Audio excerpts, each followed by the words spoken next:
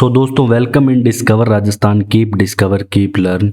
देखो, अपने कर रहे थे राजस्थान नगर पालिका अधिनियम, ठीक है। उसकी वहाँ पे अपने क्या है कि जो चैप्टर अपना चल रहा था वो चल रहा था नगर विकास और नगरीय योजना। ये वाला अपना चैप्टर यहाँ पे चल रहा था। और इसके अंतर्गत अपने धारा जो 159 से 199 आती है इस चैप्टर में, और 168 तक अपने लास्ट क्लास में कंप्लीट कर ली थी। आज जो अपने धारा करने वाली हैं 169 से लेके करेंगे 182 तक। फिर जो एक और लेक्चर आएगा उसमें ये वाला चैप्टर थोड़ा बड़ा है, कंप्लीट हो जाएगा। जब अपने रिवीजन करेंगे इसका तो बिल्कुल शॉर्ट में करेंगे, अच्छे से मैं समझाऊंगा आपको। तो अभी आपको पूरा विस्तार से समझना है अच्छे से नगर पालिका अधिनियम। तो स्टार्ट करते हैं। देखो, जो धारा 169 है, धारा 169 आपकी क्या कहती है, मतलब किसके बारे में बताती है। सबसे पहले तो अपने को ये पता होना चाहिए। देखो, ये बताती है अप्राधिकृत विकास को रोकने की शक्ति, ठीक है। जो भी हमें क्या पढ़ रहे थे, देखो कोई भी विकास योजनाएं बन रही है, जैसे ये नगर पालिका है तो मान लो इस क्षेत्र में विकास योजनाएं बन रही है, तो अपने पढ़ रहे थे कि यहाँ पे देखो कोई भी निर्माण कार्य वगैरह अवैध रूप से चल रहा है उसको रोकना किसी भी प्रकार से, या वहाँ पे कोई भी मतलब कुछ भी आ रहा है तो उसको बनाना, मतलब कोई भी वहाँ पे कुछ निर्माण कार्य चल रहा है तो उसको रोकना नोटिस जारी करके किसी भी तरीके से। अब इसमें क्या है, अलग अलग कंडीशन है। पिछले में भी हमने धाराओं में भी यही चीज़ें पढ़ी थी, अब थोड़ी अलग कंडीशन में पढ़ेंगे। इसमें भी अलग अलग कंडीशन है। तो 169 की उपधारा 1 क्या कहती है कि जो आपकी 167 की उपधारा 1 में जो भूमि का विकास किया जा रहा था किंतु पूर्ण नहीं हुआ, मतलब कोई भी भूमि है वहाँ का विकास किया जा रहा है लेकिन वहाँ पे पूरा नहीं हुआ, तो जो नगर पालिका है वो स्वामी विकास करने वाले व्यक्ति पर नोटिस, मतलब उसके लिए एक नोटिस जारी करेगी कि यहाँ पे आप ये कुछ मत करो, जो भी आपका काम चल रहा है विकास कार्य इसको रोको यहाँ पे, ठीक है।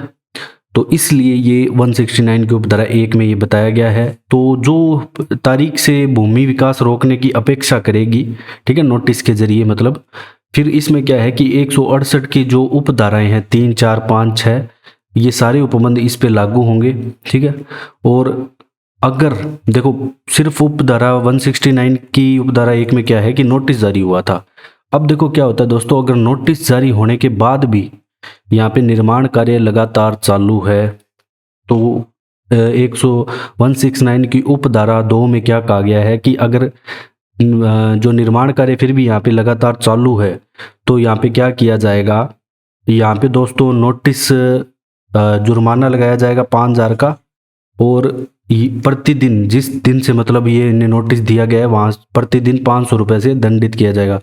देखो दोस्तों, लगभग जो जितनी भी धाराएं हैं अभी हमने लास्ट में पढ़ी तो उनमें सिर्फ यही है जुर्माना, यहाँ पे बस 200 या 100 चेंज होता है, ठीक है। और कुछ धाराओं में 2,000 है। ये इतनी एक बार आपको बस आंखों के आगे से निकालनी है ये। बाकी जो मेन आपको याद रखना है वो 169 याद रख लेना है, प्राधिकृत विकास को रोकने की जो शक्ति है। तो अब इसकी उपधारा 3 क्या कहती है दोस्तों, तो 169 की उपधारा 3 यहाँ पे कहती है कि जो उपधारा 1 के अधीन विकास कार्य जारी रखता है, जो विकास कार्य वहाँ पे रोक नहीं रहा है जारी रखता है, तो अगर उसमें दो चीजें होती है। देखो, जो एक तो वहाँ पे क्या है कि जैसे कोई भी वहाँ पे विकास कार्य कर रहा है वहाँ पे मिस्त्री वगैरह भी लगे होते हैं तो उनकी बात यहाँ पे कही गई है, ठीक है। एक तो मकान मालिक होता है उस जगह का, और एक होता है वहाँ पे जो भी काम करने वाले हैं, जो भी यहाँ पे निर्माण कार्य कर रहे हैं, मिस्त्री वगैरह एग्जाम्पल ले सकते हो आप। तो यहाँ तो स्वामी है उसको तो अधिनियम के अधीन कार्रवाई होगी, लेकिन ये रुक नहीं रहे हैं यहाँ पे बार बार में। फिर अब यहाँ पे पुलिस की सहायता ले सकती है नगर पालिका, पुलिस अधिकारी की अपेक्षा करने की यहाँ पे शक्ति है, सीधी सी बात है। तो वो उनके जो भी यहाँ पे वर्कर्स लगे हुए हैं जितने भी, या जो मिस्त्री है उनके सामान वगैरह भी यहाँ पे लेके जा सकती है, जब्त कर सकती है, सीधी सी बात ये है अगर वो नहीं रुक रहे हैं। अब जो 169 की उपधारा 4 क्या कहती है, ये कहती है कि जो 3 के अधीन विकास कार्य जारी रखने पर व्यक्ति जो विकास कर रहा था, ठीक है, मतलब जो काम कर रहा था उस पर जुर्माने की बात कही गई है, जो मिस्त्री वगैरह है, और प्रतिदिन 200 रुपये के हिसाब से उसे दंडित भी किया जाएगा। अब जो 169 की उपधारा 5 क्या कहती है कि जो अपराधिक विकास को रोकने के परिणाम स्वरूप जो भी जितनी भी हानि हुई है ना उसके लिए व्यक्ति का द्वारा नुकसान का दावा नहीं किया जा सकेगा। मतलब कोई व्यक्ति का अगर नुकसान हुआ है, वहाँ से उसके सामान वगैरह जब्त कर लिए गए हैं, तो किसी भी प्रकार की हानि के लिए यहाँ पे नगर पालिका जिम्मेदार नहीं होगी। सीधी सी बात इसका कहना यही है। नेक्स्ट दोस्तों, धारा 170 यहाँ पे क्या कहती है, 170 ये कहती है कि जो भी अपराधिकृत विकास का संदिग्धता हटाया जाना या रोकना, इसके बारे में बताती है। ठीक है, देखो दोस्तों, वो जो धाराएं हैं ये रिलेटेड ही है, और इन धाराओं में ना लगभग एक ही काम हो रहा है जो आसपास में। अब विकास की बात हो रही है तो सारा यही होगा। अब विकास होगा तो वहाँ पे मतलब पहले तो डिसाइड होगा कि किस एरिया में करना है, फिर क्या है कि वहाँ पे नोटिस जारी किया जाएगा। पिछली धाराओं में हमने पढ़ा, नोटिस जारी करने के बाद किसी को आपत्ति ली जाएगी, आपत्ति ली जाने के बाद भी कोई नहीं हटता है तो फिर कोई भी कानूनी प्रक्रिया भी अपनाई जा सकती है। वो सारी चीज़ें हमने पढ़ी यहाँ पे पिछली जो लास्ट क्लास में थी। अब क्या है कि फिर भी कोई नहीं मान रहा है तो इसके बारे में है। अब तो धारा 170 की उपधारा 1 क्या कहती है, ये कहती है दोस्तों कि जो धारा 167 की उपधारा 1 है, इसके अनुसार व्यक्ति द्वारा अस्थायी प्रकृति का यहाँ पे विकास, मतलब अस्थायी प्रकृति का विकास क्या होता है कि देखो परमानेंट कुछ ना हो, मतलब टेम्परेरी कुछ बनाया हो जैसे झोंपड़ी वगैरह, ठीक है। तो नगर पालिका द्वारा क्या है कि 15 दिन के भीतर कार्य को निर्देश दिए जाएंगे कि तुम इसे को हटा लो, जो आप यहाँ पे कर रहे हो ये इलीगल है, ये आदेश दिए जाएंगे। अगर वहाँ पे ये नहीं हटता है तो अधिकारी बिना नोटिस के संक्षिप्त यहाँ पे हटा देगा, बिना नोटिस के ही वहाँ से उसको हटा सकता है आराम से। तो ये धारा 170 में है आपके। अब दोस्तों जो धारा 171 है, 170 की उपधारा 2 में सिर्फ यही दिया गया है कि विकास अस्थायी है या नहीं है, ये का इसका निश्चय नगर पालिका करेगी और वो अंतिम होगा। मतलब ये कौन निश्चय करेगा कि जो भी विकास यहाँ पे किया जा रहा है वो स्थायी है या अस्थायी है, इसका निश्चय नगर पालिका ही करेगी। 1 सेकंड दोस्तों, थोड़ी सी स्लाइड में प्रॉब्लम आ रही है। हाँ तो दोस्तों देखो, अब इसमें क्या है कि जो विकास है इसमें खड़ी फसल काउंट नहीं होगी, ध्यान रखना। अगर वहाँ पे कोई फसल खड़ी है तो वो वहाँ पे नहीं हटाई जाएगी नगर पालिका द्वारा, ये चीज़ ध्यान रखना। अगर कोई झोंपड़ी ऐसी चीज़ें टेम्परेरी कोई बनाया गया है अस्थायी चीज़, तो वो बनाई जाएगी। उपधारा 2 में बस इतना ही कहा गया है कि वो निश्चय करेगी, जो नगर पालिका निश्चय करेगी कि ये विकास स्थायी है या अस्थायी है। अब हम बात करते हैं दोस्तों धारा 171 की।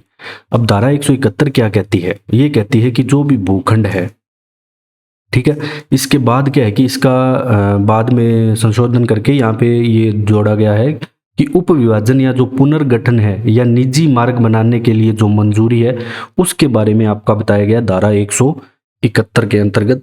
2017 में दोस्तों ये किया गया था संशोधन, ठीक है। ये जो संशोधन के बाद जो जोड़ा जाता है ये ऐसे डैश करके इसको लिखते हैं।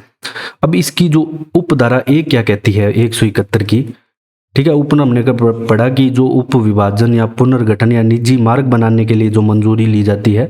अब देखो जो भी व्यक्ति होगा यहाँ पे वो धारा 161 के अधीन, जो भी धारा 161 है इसके अधीन क्या करेगा, योजना के जो भी क्रियान्वयन की तारीख को है या उसके पश्चात अपनी भूमि का जो भी भूखंड है उप विभाजन या पुनर्गठन के लिए निजी मार्ग बनाने का यहाँ पे आशय करता है कि यहाँ पे मैं मार्ग बनाना चाहता हूँ।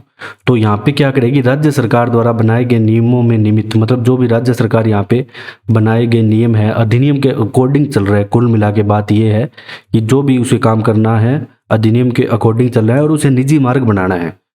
अब क्या होता है कि किसकी के साथ मंजूरी यहाँ पे प्रस्तुत करेगा, ठीक है, फीस के साथ यहाँ पे मंजूरी के लिए यहाँ पे प्रस्तुत करेगा, ठीक है। उसे फीस देनी पड़ेगी और नगर पालिका को मंजूरी देगी या नहीं देगी ये नगर पालिका यहाँ पे डिसाइड करेगी। कुल मिला के बात ये है कि इसके बाद जो इसकी उपधारा 2 है ये कहती है कि जो भी मंजूरी मिलेगी या नहीं इसे जो निजी मार्ग के निर्माण की, ये नगर पालिका डिसाइड करेगी, ठीक है। ये इनकार भी कर सकती है, मंजूरी दे भी सकती है। अब इसकी जो उपधारा 3 है, इनकार पर मंजूरी में उपांतरण या शर्तों के अधिरोपण के लिए कोई प्रतिकार यहाँ पे संदेह नहीं होगा। तो ये आपकी जो 171 की उपधारा 3 में यहाँ पे कहा गया है।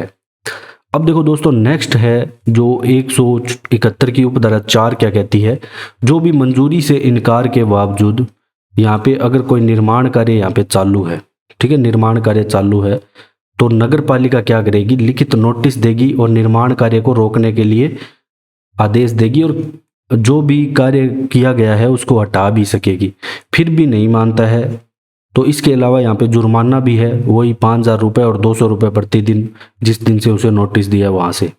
तो सीधी सी बात है, सब में ये जुर्माना तो सेम सा ही है, कहीं 200 रुपये प्रतिदिन का दंड है, कहीं 500 रुपये का, बस इतना ही अंतर है। ठीक है, बाकी जो निर्माण कार्य के बारे में ही है बताया गया है मैक्सिमम। अब जो धारा आपकी 172 क्या कहती है कि उपगत व्यय की यहाँ पे वसूली के बारे में बताती है कि यहाँ पे इसमें जो भी खर्चा आएगा वो कहाँ से वसूला जाएगा। अब देखो नगर पालिका क्या करेगी, धारा 168, 179, 169 और 170 के अधीन जो भी यहाँ पे खर्चा आएगा, उसका जो भी कार्य उसने किया है, जो भी व्यतिक्रमी व्यक्ति है या भूखंड के स्वामी से शोध्य रकम होगी, मतलब ये इनसे लिया जाएगा क्योंकि इनके कारण नगर पालिका फालतू का खर्चा आया था, तो भू राजस्व के बकाया के रूप में वसूली की जाएगी। तो ये जो खर्चा है ना, भू राजस्व बकाया के रूप में नगर पालिका द्वारा यहाँ पे वसूला जाएगा। कुल मिला के बात ये है। तो धारा 172 आपकी इतनी कहती है। इसके अलावा देखते हैं, अब आती है नेक्स्ट धारा 173 आपकी क्या कहती है। इसके अंदर अब थोड़ी सी चेंज हो जाती है। इसमें क्या है कि अब आ जाती है कि जो परियोजना और स्कीम में कैसे बनाई जाएगी, उसकी विषय वस्तु कैसी होगी, वो बातें इसमें आ जाती है। तो 172 तक निर्माण कार्य, अवैध निर्माण कार्य हटा रहे थे, ये कर रहे थे, वो कर रहे थे। अब थोड़ी परियोजना के बारे में, वो भी परियोजना ही थी लेकिन ये परियोजना और स्कीमों और विषय वस्तु के इसके बारे में बताया गया है। तो 173 की उपधारा 1 क्या कहती है दोस्तों, ये कहती है कि नगर का कोई भी भाग एकीकृत विकास के लिए ऐसी परियोजना बना सकेगी जो आवश्यक समझे। ठीक है, जो नगर पालिका है वो नगर के किसी भी भाग में ऐसी योजनाएं बना सकती है जिसके लिए उसे जरूरत समझे कि भाई यहाँ पे विकास की जरूरत है। सीधी सी बात यहाँ पे कहना ये है 173 की उपधारा 1 के अंतर्गत। अब देखो दोस्तों उपधारा 2 क्या कहती है। 2 के अंतर्गत बहुत सारे पॉइंट है, वो मैंने आप नहीं लिखे लेकिन मैं आपको बता दूंगा। वो मतलब बहुत सारे पॉइंट है, इतने ऐसा एग्जाम में नहीं पूछा जाएगा।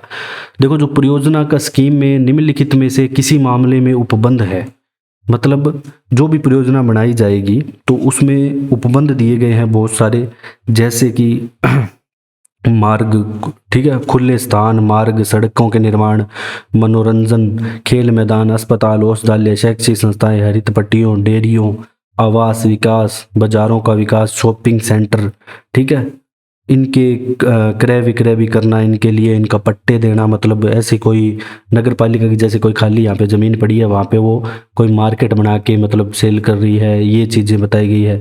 इसके अलावा जो भी भवनें हैं उनका निर्माण, खुले स्थानों का उपबंध, संचार सुविधाओं में उपबंध, वही भवन, पुल, लाइटों का प्रबंध, सारी ये चीज़ें बताई गई है।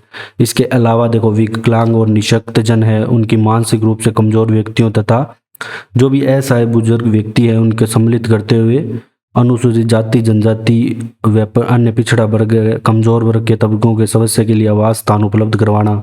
ठीक है, सर्दी वगैरह में देखा होगा आपको, ऐसे उपलब्ध करवाए जाते हैं गरीबों के लिए। तो इसके अलावा और भी बहुत सारी योजनाएं हैं यहाँ पे, इतनी आपको नहीं याद रखनी है।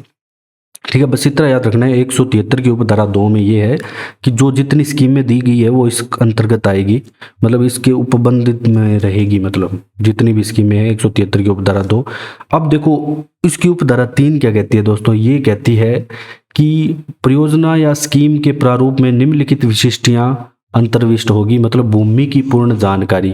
कुल मिला के ये 173 की उपधारा 3 में ये कहना चाहता है कि देखो जो भूमि है ना उसकी पूरी जानकारी, मतलब उसकी सीमा कितनी है, उसकी लंबाई कितनी है, उसकी चौड़ाई कितनी है, लोकेशन उसकी कहाँ पे है, ठीक है, उसके बारे में पूरी जानकारी आपकी इस 173 की उपधारा 3 में होगी। जो भी परियोजना बनाई जाएगी तो उसकी जानकारी, भूमि के बारे में जानकारी 173 की उपधारा 3 में।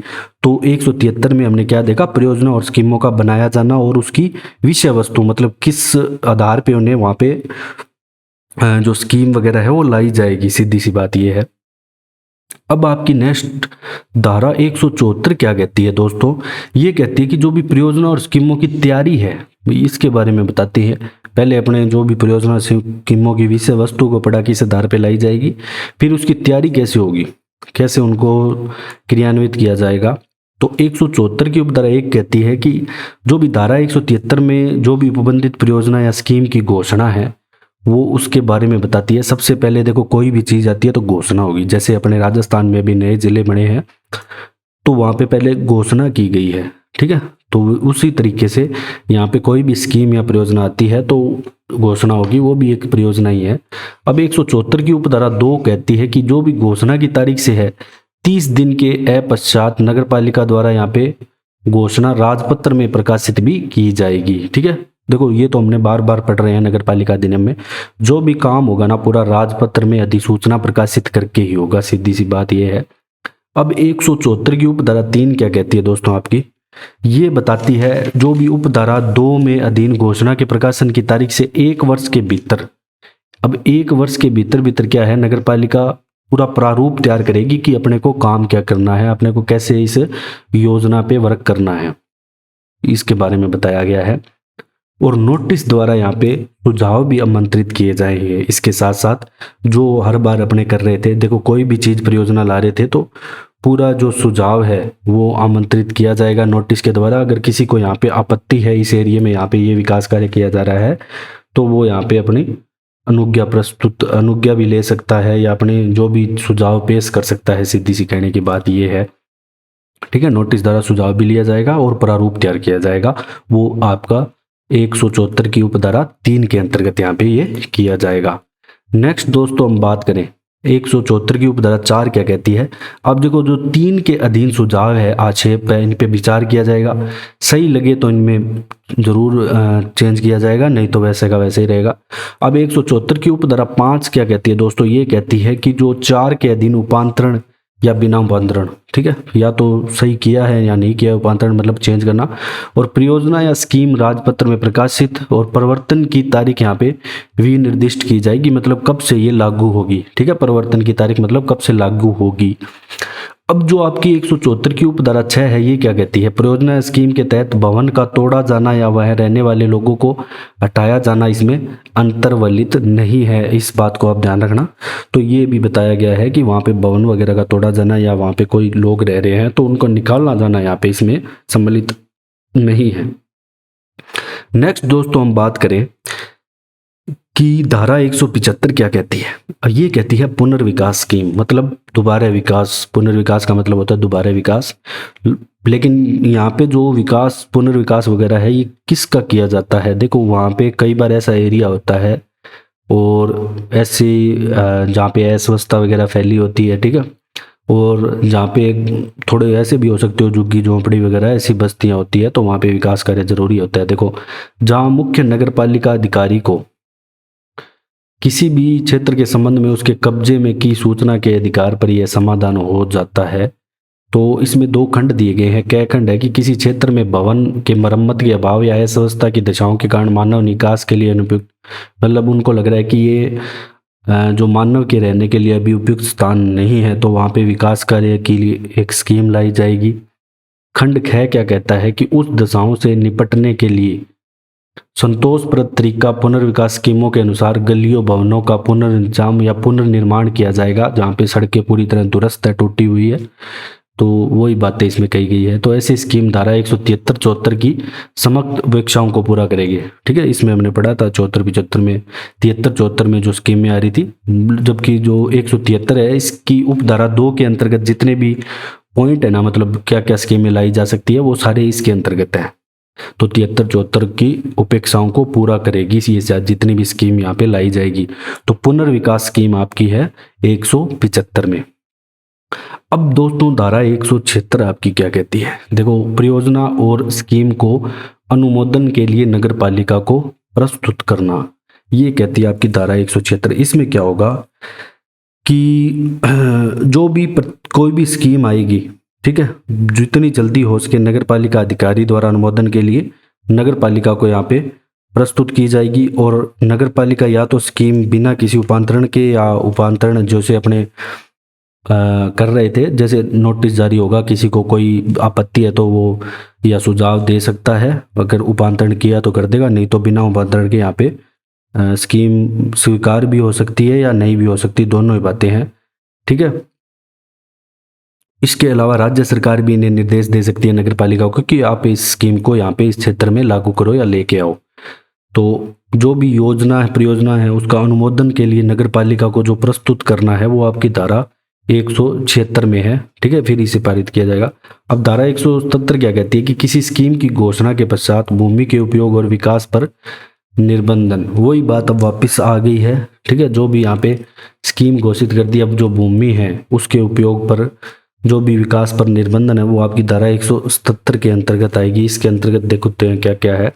देखो, जो धारा 174 के अधीन हमने पढ़ा, जो भी तारीख या उसके पश्चात वही कोई भी व्यक्ति को सम्मिलित जो भी क्षेत्र है, ठीक है, जैसे यहाँ पे परियोजना बना रही है, इस क्षेत्र में परियोजना बन रही है, ठीक है, तो यहाँ पे जो भी काम है वो रोक दिया जाएगा। कोई भी यहाँ पे व्यक्ति विकास कार्य किसी प्रकार का नहीं कर सकता। कब तक? जब तक कि या तो वो नगर पालिका से अनुज्ञा न ले ले या आवेदन न किया हो। अगर उसने आवेदन किया हो तो वह कर सकता है, ठीक है।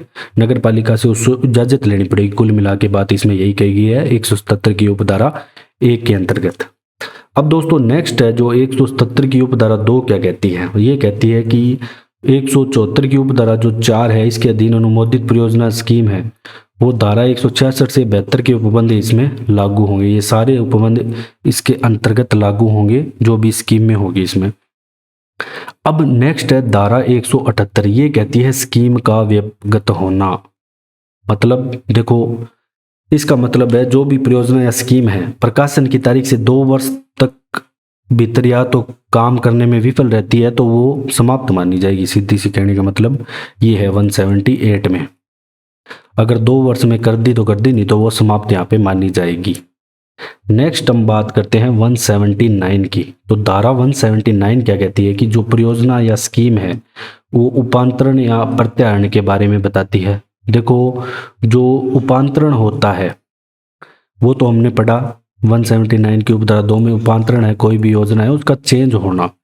अब जो प्रत्याहरण है दोस्तों, ये क्या होता है कि देखो जो भी नगर पालिका कोई जांच करे उसके पश्चात जो ठीक समझे, जो भी नगर पालिका की राय हो, ठीक है, राजपत्र में अधिसूचना द्वारा यह घोषणा कर सकेगी कि जो भी 174 की उपधारा 4 के अधीन अनुमोदित परियोजना है वो वापस ली जाती है, हटा दी जाती है। मतलब योजना को लागू करने के बाद हटाया भी जा सकता है। कुल मिला के यहाँ पे बात 179 की उपधारा 1 में यही कही गई है कि जो योजना है उसे हटाया भी जा सकता है।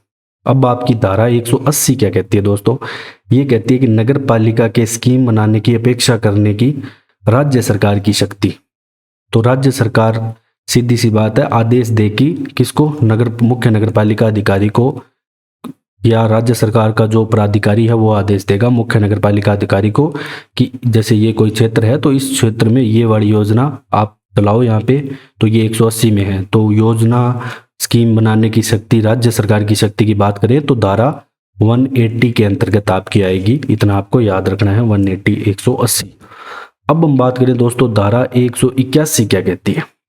देखो, कोई भी परियोजना है उस स्कीम की व्यावृत्ति के बारे में धारा 181 यहाँ पे कहती है। मतलब इस अधिनियम में जो भी उपबंध है, जो भी योजना के अंतर्गत किसी बात के होने पर नगर पालिका को उक्त योजना के अंतर्गत नहीं आने वाली कोई परियोजना या स्कीम बनाने या उसे कार्यान्वित करने की स्वतंत्रता होगी। अगर नगर पालिका की राय में ऐसा किया जाना आवश्यक है और लोकहित में समीचीन है तो उक्त योजना उस सीमा तक उपांतरित यहाँ पे समझी जाएगी। ठीक है, मतलब यहाँ पे जो योजना है, किसी भी परियोजना है, उस स्कीम की यहाँ पे जो सीमा वगैरह भी यहाँ पे बढ़ाई जा सकती है। सीधी सी बात ये है, ठीक है, उसकी सीमा में परिवर्तन भी किया जा सकता है। ठीक है, जैसे इस एरिया के अंतर्गत कर रही तो इसे छोटा बड़ा भी यहाँ पे किया जा सकता है। अब बात करते हैं धारा 182 क्या कहती है। ये कहती है भूमि के उपयोग में जो भी परिवर्तन और या भूमि के उपयोग में निर्बंधन, भूमि के उपयोग में परिवर्तन अनुज्ञात करने की राज्य सरकार की शक्ति यहाँ पे आती है। ठीक है, मतलब जो भी क्षेत्र है वहाँ पे भूमि का उपयोग रोक दिया जाता है। जहाँ पे विकास योजना कोई व्यक्तिगत, मतलब नगर पालिका विकास करेगी वहाँ पे, जैसे कोई व्यक्ति वहाँ पे कुछ विकास कार्य कर रहा है तो उसको रोक दिया जाता है। ठीक है, इस बात को आपको ध्यान में रखना है। अब 182 की उपधारा क्या कहती है कि कोई भी व्यक्ति नगर पालिका क्षेत्र में किसी भूमि का उपयोग प्रयोजन से भिन्न नहीं करेगा। इसका मतलब क्या हुआ कि देखो, अब देखो क्या होता है कि किसी को भूमि दी गई कि वाणिज्यिक कार्य के लिए, तो उसका अलग मतलब ऐसे कुछ कार्य के लिए उपयोग नहीं करेगा। ठीक है, ये चीज़ अपने को ध्यान में रखनी है कि किसी को भूमि वाणिज्यिक कार्य के लिए मतलब दी गई है, ठीक है, जैसे कोई मार्केट वगैरह दिया गया है तो उस पे वही काम करेगा। मतलब जो भी उसे प्रयोजन के लिए भूमि दी गई है वह उसी प्रकार से उसका उपयोग करेगा।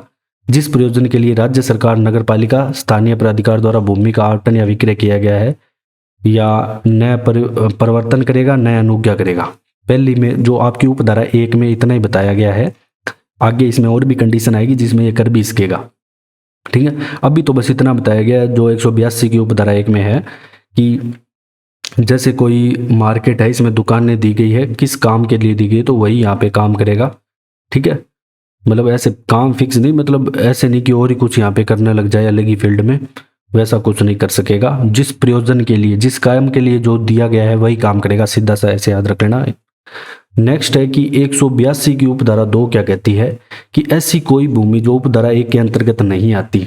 ठीक है, अब ऐसी भी यहाँ पे जगह होगी जो उपधारा 1 में अंतर्गत नहीं आती, तो वहां पे क्या होगा, वहां पे क्या होगा, प्रयोजन से भिन्न भूमि का उपयोग नहीं कर सकेगा। सेम वही बात है कि अगर वहां पे उसके अंतर्गत नहीं आती तो भी, जैसे उसमें तो क्या है कि नगर पालिका बेच रही थी, लेकिन इसमें भी अलग से भी जैसे उसमें उपधारा 1 के अंतर्गत नहीं आती तो वहां भी जो भी बताई गई है उससे अलग कुछ नहीं करेगा। जैसे अपने देखते होंगे शहर में इंडस्ट्रियल एरिया वगैरह फिक्स है, अगर अब ऐसे तो कोई अपने पूरा मार्केट के बीच में इंडस्ट्री खोल लेगा, तो सीधी सी कहने का मतलब यही है।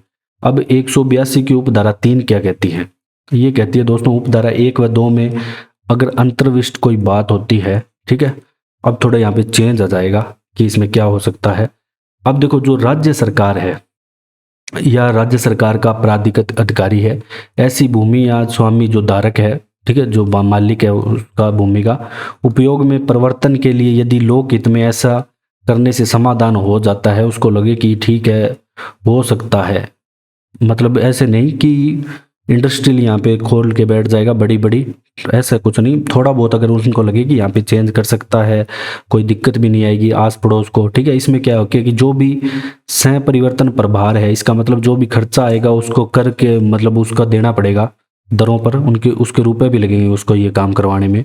और पड़ोसियों से ऐसी स्थिति में जो रीति विहित की जाए, आक्षेप आमंत्रित करने और सुनने के पश्चात, मतलब जब कोई भी ऐसी चीज चेंज होगी तो आसपास देखो जो भी चीजें होगी उनसे पूछना तो पड़ेगा, किसी को आपत्ति है तो वो दर्ज कराएगा यहाँ पे कि यहाँ पे इसको चेंज होना चाहिए या नहीं होना चाहिए, वो बात इसमें कही गई है।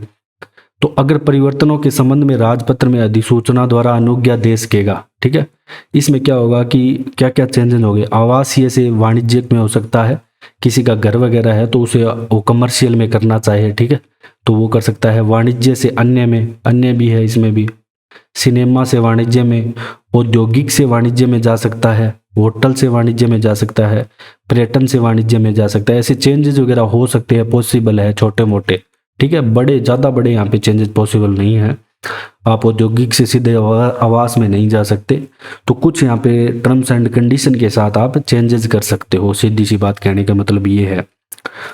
तो अब नेक्स्ट जो इसका बताया गया है 182 की उपधारा 4 है, इसमें क्या है कि राज्य सरकार जो उपधारा 3 के अधीन जो भी प्राधिकारी का यह समाधान हो जाता है कि एक्सेप्ट कर लिया, या व्यक्ति द्वारा इस धारा के अधीन अनुज्ञा नियमन के लिए आवेदन करना चाहिए था या आवेदन नहीं किया गया है, तो अनुज्ञा मंजूर की जा सकती है और भूमि के उपयोग को नियमित, मतलब इसमें क्या है, जो आपकी 182 की उपधारा 4 है दोस्तों, इसमें यह बताया गया है कि अब राज्य सरकार को ऐसा लगे कि इस भूमि को आप चेंज कर लेना चाहिए, तो ये खुद बताएगी इसको, व्यक्ति को, कि आप इसको परिवर्तित कर लो।